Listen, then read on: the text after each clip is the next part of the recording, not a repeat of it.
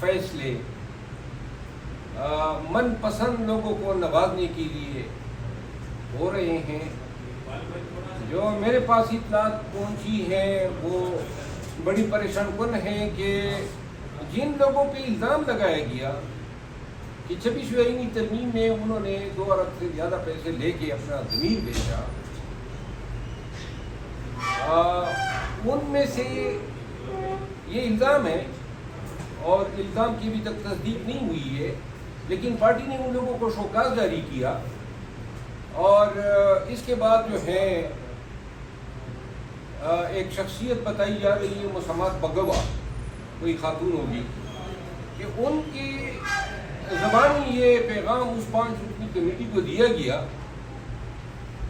جو اس کا جائزہ لے رہی ہیں اور جن کے انسٹرکشن کے تحت شوکاز نوٹسز جاری کیے گئے. ان کو کہا گیا کہ خان کی خواہش ہے کہ زین قریشی صاحب جو ہیں اس کے حوالے سے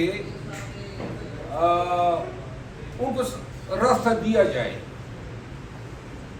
اب میں آپ کو پارٹی کے اندر کی خبر یہ دے رہا ہوں کہ وہ 5 رکنی کمیٹی کو میں خراج تحسین پیش کرتا ہوں کہ انہوں نے کہا کہ یہ تفریق نہیں ہوئی. ریاض فتیانہ صاحب، بریگیڈیئر گومن صاحب اور جتنے لوگ جو 7-8 لوگوں کو شوکاز جاری ہوئی ہیں ان کا کیا قصور ہے؟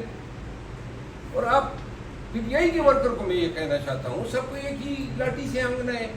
یہ کون سا دستور ہو سکتا ہے کہ یہ الزام سب پہ یکساں ہیں؟ اور ہیں الزام، میں پھر کہہ رہا ہوں، لیکن یہ کیا طریقہ کار ہیں کہ آپ کوئی مسمات بگوا کے کہنے پہ اور وہ بھی خود ساختہ، یعنی خان یہ تفریق نہیں کر سکتا ہے. لیکن جو چیز میں آپ کو بتانے جا رہا ہوں وہ 1 سال کے اندر